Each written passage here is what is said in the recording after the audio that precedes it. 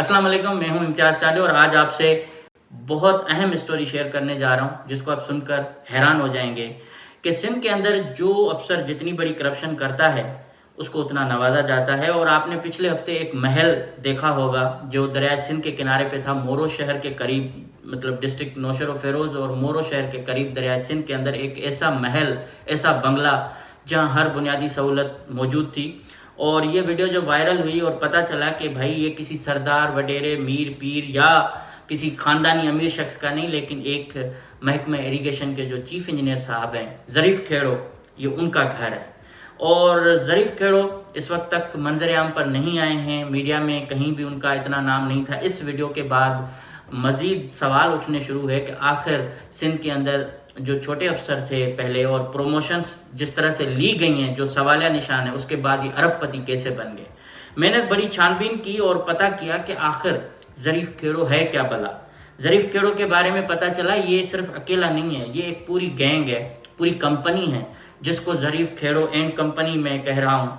और मैं उनको दावत भी देता हूँ कि अगर मेरे इल्ज़ामात दुरुस्त नहीं हैं तो आप बेशक रब्ता करके अपना मौक़िफ़ दे सकते हैं।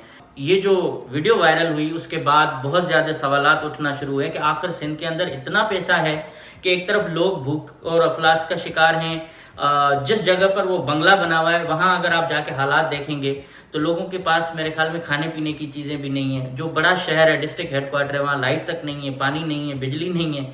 और वहाँ एक कच्चे के घर के अंदर बुनियादी सहूलियात के साथ एक रोशन घर मिल रहा है। तो सवाल तो उठते होंगे कि आखिर इनके क्या बिजनेसेस हैं, कि आखिर इनके पास इतना पैसा कहाँ से आया। और अगर इनके आबा व अजदाद के पास इतना पैसा था तो उस वक्त उनके हालात क्या थे। तो मैंने जब ये मामला सोशल मीडिया पे उठाया तो मुझे बहुत सारे लोगों ने गुमराह करने की भी कोशिश की, कुछ ने तनकीद करना शुरू की और कुछ को इन्होंने खुद मेरे पीछे लगाया कि आप इसको चैलेंज करें, इनको गालियां दें। तो मैं वेलकम करता हूं उन गालियों का भी, लेकिन ज़रीफ खेड़ो का आज हम करेंगे थोड़ा सा उसके असासों का पोस्टमार्टम, उसके किरदार क्या रहा है, किस तरह से उसने प्रमोशंस ली हैं और कंपनी में कौन कौन से लोग हैं और इसका वाकई खानदानी इतना पैसा था कि आज उनके असासों पर कोई सवाल नहीं उठ सकता। तो मैं शुरुआत कर रहा हूँ बाज़ाब्ता तौर पर कि पहला मेरे से क्वेश्चन किया गया था जब मैंने पोस्ट रखी तो उस पर कहा गया कि ज़रीफ खेड़ो के ख़ानदान के पास बहुत ज़्यादा पैसा था क्योंकि अंग्रेज़ दे के गए थे। लेकिन उनके गाँव के एक नौजवान हैं और उनकी फैमिली के समझे मेम्बर हैं, उन्होंने बताया कि ज़रीफ खेड़ो जब न्यू जतोई के स्कूल से मैट्रिक जब करते थे जाते थे तो उसके पास एक पुरानी मोटरसाइकिल हुआ करती थी, मोटरसाइकिल भी नहीं साइकिल हुआ करती थी। और उनके जो भाई हैं बहादुर खेड़ो, वो सारे 8 मेंबर थे जो फैमिली के, उनको ये पालता था। वो भी जो है ना DHO रह चुके हैं, उनके ऊपर भी बहुत संगीन इल्ज़ाम आते हैं। और ख़ास तौर पर वो इल्ज़ाम जब वफाकी गवर्नमेंट ने नवाब शाह को एम्बुलेंसेस दी थी और वो एम्बुलेंसेस जो है वो प्राइवेट पब्लिक ट्रांसपोर्ट करके 7 और नवाब शाह के दरमियान चलाई जा रही थी, तो उस वक्त भी इनके भाई थे। तो इस पर मैं बाद में आऊँगा। उसके बाद ये भी बता रहे हैं कि इनके पास घर भी इतना बड़ा नहीं था उस वक्त। अगर ये ख़ानदानी अमीर थे तो हो सकते हैं लोग अपनी भड़ास भी निकालते हों, लेकिन ये उनके करीबी रिश्तेदार का दावा है कि इनके पास कुछ नहीं था। ये गरीब थे, गरीब भी नहीं मतलब इतने थे कि पुरानी साइकिल पर स्कूल आया जाया करते थे। और इनके वालिद साहब जो टीचर थे। अब आप अंदाज़ा करें कि टीचर के पास कितने असासे हो सकते हैं, चाहे कितना भी बड़ा ज़मींदार हो, कुछ भी हो, लेकिन टीचर वहाँ हमारे सिंध के अंदर एक रवायत है कि जब कोई नौकरी ना मिले तो उस्ताद बन जाओ। और इसके साथ ये मैं इनका बैकग्राउंड आपको बताया कि ज़रीफ खेड़ो क्या थे।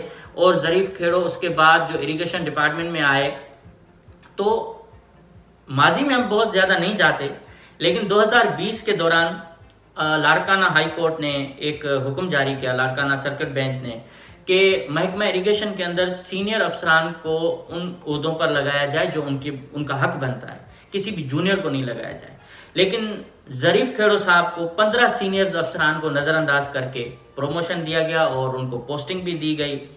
और इसके साथ साथ एक इजलास हुआ, उस इजलास में PND के जो चेयरमैन हैं प्लानिंग एंड डेवलपमेंट, उसमें इनका मामला आया था इनको प्रमोशन देने का 19 से 20 ग्रेड में। जब ये मीटिंग हुई उसमें इनको तरक्कियां नहीं मिली। उसकी एक वजह यही थी कि ज़रीफ खेड़ो का जो रिकॉर्ड था उस पर सवाल आ गए और ये कहा गया कि ज़रीफ खेड़ो जो हैं उनके ऊपर एक तो नेब के इंक्वायरीज हैं, करप्शन के इल्ज़ामात हैं, लेकिन दूसरा ये है कि जो हाई कोर्ट का हुक्म है उसमें हम किसी भी जूनियर को प्रोमोट नहीं कर सकते फ़िलहाल, क्योंकि उनका प्रोमोशन ड्यू नहीं है। तो इस तरह से इन समेत कुछ और अफसरान थे वो रह गए।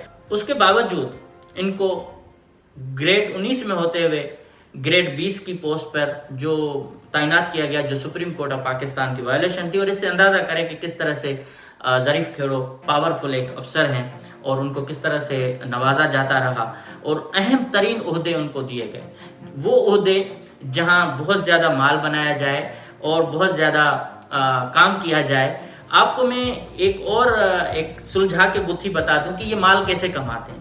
ये जो अफसरान हैं, ये जब ओहदों पर आते हैं तो इनके पास ज़ाहिर है ये बहुत ज़्यादा चालाक होशियार इस तरह के होते हैं। ये नए नए प्रोजेक्ट और मंसूबे क्रिएट करके ले आते हैं, फिर उनकी अप्रूवल लेते हैं और उनके पीछे एक पूरी चेन होती है। वो ठेकेदार की होगी, फिर ज़ाहिर है मिनिस्टर तक ये सारे मामलात होते हैं, सेक्रेटरीज को लिया जाता है, फिर फेडरल गवर्नमेंट में भी इनकी चेन होती है जो ये समरीज अप्रूव करवाते हैं, PC1 अप्रूव करवाते हैं, ताकि उन सारे कागजात को पूरा करके जब वो ठेका लिया जाता है और वो ठेके अरबों रुपए के होते हैं तो एक चेन बनी हुई होती है। वो आखिर में आता है ठेकेदार किसको दिया जाए। तो ये सारे जो है ना बच्चे हैं उनके, वो ठेकेदार ही पीछे सारा काम कर रहा होता है। उसको पता है कि मुझे अगर 20 अरब का ठेका मिलेगा, उसमें से मैं अगर 30% भी कमीशन दूंगा तो मेरे पे कोई फर्क नहीं पड़ेगा, क्योंकि काम तो करना नहीं है। तो ये इस तरह के जाली ठेके लेके आते हैं और अरबों रुपए के ठेके अप्रूवल करवा के वो कॉन्ट्रैक्ट उन मनपसंद ठेकेदारों को देते हैं और वो ठेकेदार फिर इनको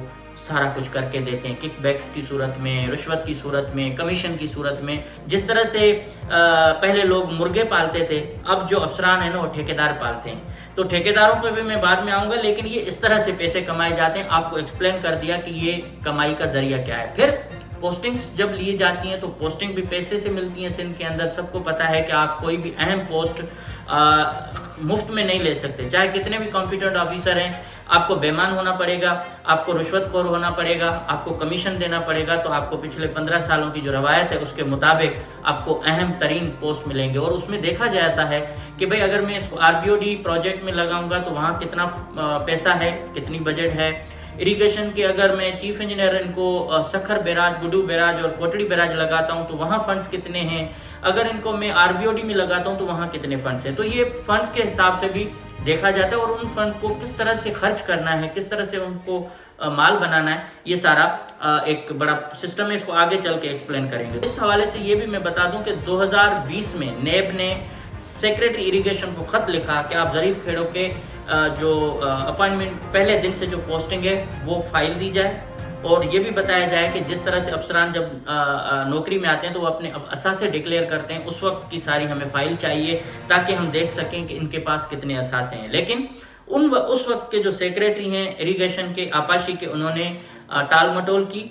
फिर दोबारा नेब सखर ने खत लिखा कि आप हमें इनके असासों की फाइल दें, वरना फिर हम आपको किसी और तरीके से ये फाइल लेंगे, ये छापा मार सकेंगे। तो उस वक्त ज़ाहिर है नेब का बड़ा उरूज था, उनके पर कटे हुए नहीं थे, तो ये फाइल उन तक नहीं गई।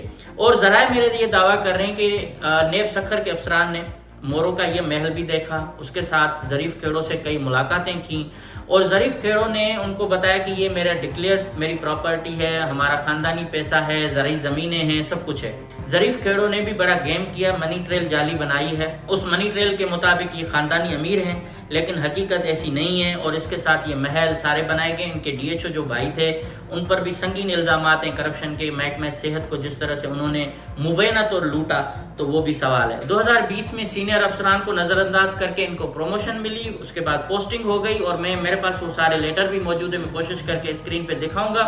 और नेब ने 2020 में ही इनके खिलाफ इनके असासों की छानबीन शुरू की जो मंतकी अंजाम पर नहीं पहुंच सकी। और उस दौरान जो नेब को रकम वापस करने वाले एक जो अफसर थे इरिगेशन के, ज़हीर मेमन, उनको भी तरक्की दे दी गई। ये जो गैंग है ये है कौन, इनमें कौन से लोग? सिर्फ ज़रीफ अकेला तो नहीं है कि इतनी बड़ी प्रॉपर्टी संभालेगा। इन्होंने एक पूरी दोस्तों की चेन बनाई है।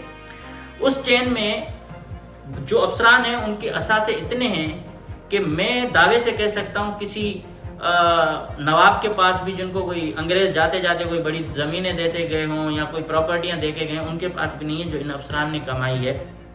उसमें ظریف کھیڑوں کے پاس ایک مرشد آرکیڈ پلازا ہے وادوا کی، اس وقت کم سے کم جو قیمت بتا رہے ہیں وہ 20 سے 25 ارب روپے کی ہے، اور یہ جو پراپرٹی ہے یہ کسی اور نام سے ہے، اور وہ نام ہے جو میں آپ کو بتاؤں گا ابھی کہ یہ ایک مجید نامی شخص ہے جس کے نام سے انہوں نے یہ پراپرٹی بنائی ہے، اور اس میں جو پارٹنر ہیں وہ پرویز کوہارو ہیں اور دادو ہائی وے کے ایگزیکٹو انجینئر ہیں، اور اس کے ساتھ ساتھ جو ان کا دوسرا مسرور میمن ہے چیف انجینئر ایریگیشن، یہ منصور میمن بھی ایک اور ہیں۔ یہ پوری ایک کمپنی ہے، یہ کمپنی سارا یہ سسٹم چلاتی ہے، پراپرٹیز خریدتے ہیں مختلف ناموں سے۔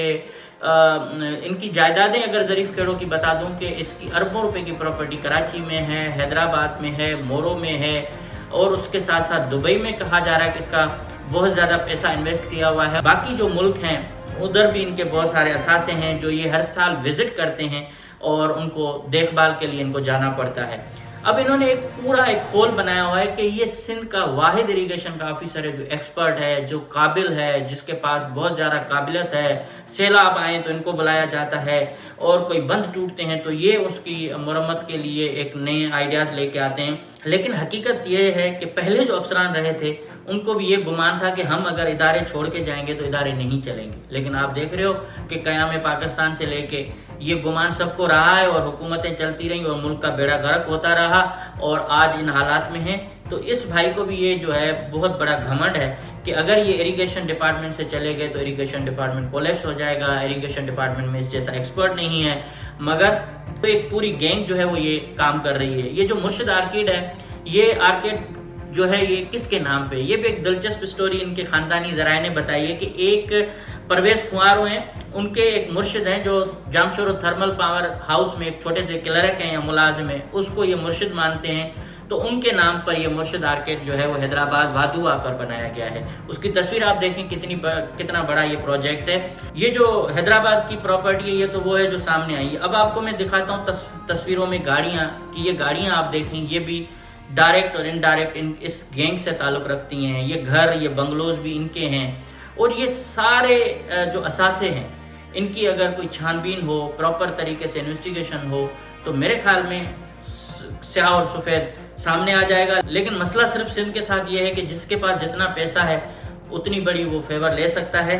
تو اگر ہم اس سرکاری عہدوں کو، ان کی پروموشنز کو، ان کی ساری چیزوں کو چھوڑیں اور ان کے صرف لائف اسٹائل کو بھی اگر ہم ڈسکس کریں تو آپ ان کا لائف اسٹائل دیکھیں تو یہ ہر سال یہ جو گینگ ہے، یہ جو ٹیم ہے، یہ فیملی کا ورلڈ ٹور کرتے ہیں، مطلب مختلف ممالک میں وتھ فیملی مختلف دوست مل کے جاتے ہیں، اور آپ خود اندازہ کر سکتے ہیں کہ دبئی اگر 10 دن کے لیے جایا جائے اور منیمم خرچہ کیا جائے تو کتنا ہے، اگر امریکہ آیا جائے تو کتنا خرچہ ہے، اگر یورپ کے ٹور کیا جائیں تو کتنے خرچے ہیں، اور ان کی سیلری سے کیا یہ پاسبل ہے؟ کیا ان کے جو جائز اثاثوں سے آنے والی آمدن ہے کیا اس سے پاسبل ہے؟ تو یہ سارا سوال گڑبڑ لگتا ہے۔ لیکن ان کی فیملی ممبران، ان کی بیویاں، ان کے لائف اسٹائل، ان کے جو ہینڈ بیگز ہیں ان کی مالیت بھی اگر نیب لگائے گی تو پتہ لگ جائے گا کہ کتنے لاکھوں روپے کی یہ تو صرف بیگ کی ہینڈ بیگ خرید کر اور چلتی پھرتی ہیں۔ سونا ان کے پاس کتنا ہے آپ حیران رہ جائیں گے۔ اور ان کی ریسنٹلی ایک تقریب ہوئی ہے کوئی منگنی کی یا کیا، جو اس کا اسٹیج سجایا گیا تھا وہی بھی 60-70 لاکھ روپے کا، اس پر تو صرف خرچہ تھا، ایک چھوٹا سا سیٹ اپ جو انہوں نے لگایا ہے، اور باقی تو کروڑوں روپے کا اخراجات انہوں نے کر لیے تھے۔ وہ اتنا بڑا، وہ صرف ویڈیو میرے پاس آئی ہے، وہ بھی میں اس پہ اسکرین پہ دکھاتا ہوں۔ ان کی خوشیاں ہیں، اللہ ان کو خوشیاں نصیب کرے، لیکن یہ سارا پیسہ سندھ کا ہے۔ یہ 80% جو اخراجات ہو رہے ہیں ان کے، اور وہ سارے سندھ کے ہیں، ان کے گھر، ان کے پلازا، ان کے اپارٹمنٹ، ان کے ڈیفینس، بحریہ ٹاؤن، اور جہاں بھی اگر دیکھیں گے تو ان کے جو اثاثے ہیں وہ ڈائریکٹ اور انڈائریکٹ ان کے خریدے گئے ہیں، تو ان کی ذاتی پراپرٹی نہیں ہے، یہ سندھ کے پیسوں سے خریدی گئی ہے۔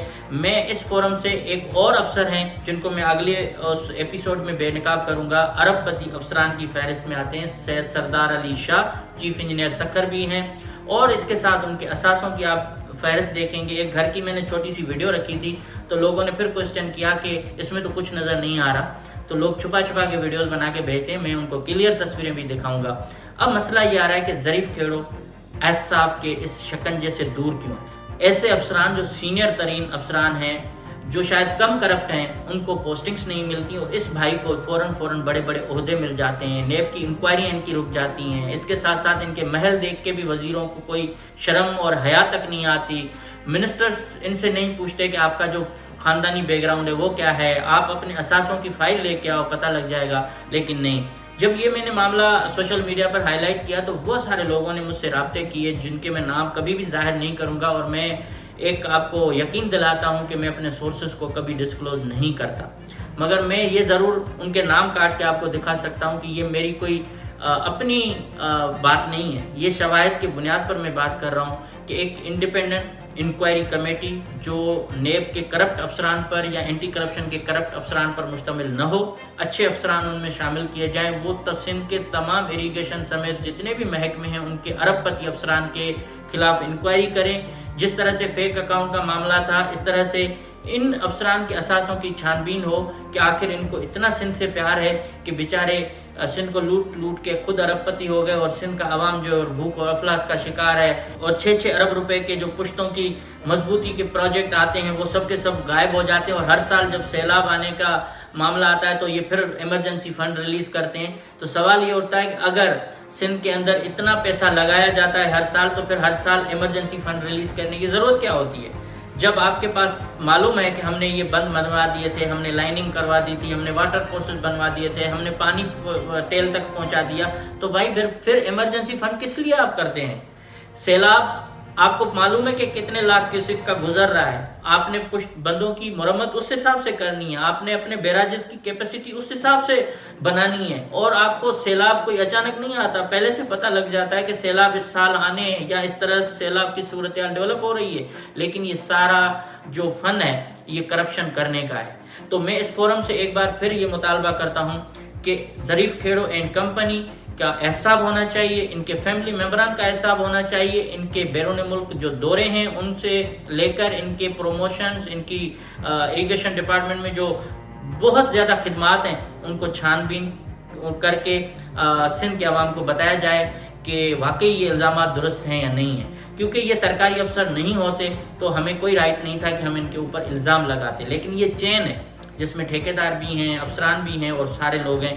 تو آج کے اس شو میں میں نے ظریف کھیڑو کے حوالے سے آپ کو حقائق بتائے ہیں، اور مزید حقائق میں لے کے آؤں گا ظریف کھیڑے کے، اور اس کے ساتھ ان کی پراپرٹیز جتنی اور آئیں گی میں آپ کے ساتھ شیئر کرتا جاؤں گا۔ لیکن اس کا اگلا جو ایپیسوڈ ہوگا وہ ہوگا سردار Ali Shah, chief engineer Sukkur barrage, جن کے اثاثے لائف اسٹائل آپ کو دکھاؤں گا۔ آپ خود پھر فیصلہ کیجئے گا کہ جو میرے ذرائع ہیں یا میرے جو پاس جو شواہد ہیں کیا وہ درست ہیں یا نہیں ہیں۔ آتے جاتے اتنا ہی کہ آپ کے پاس اگر کوئی انفارمیشن ہے، صحیح انفارمیشن ہے، حقائق کے بنیاد پر کوئی ثبوت ہے، آپ ضرور شیئر کریں، میں آپ کی اس امانت کو امانت کے طور پر ہی لوگوں تک پہنچاؤں گا، اور سندھ کے دشمنوں کو اور سندھ کو لوٹنے والوں کو ضرور بے نقاب کریں گے، چاہے کتنا بھی اس کا نتیجہ خراب آئے۔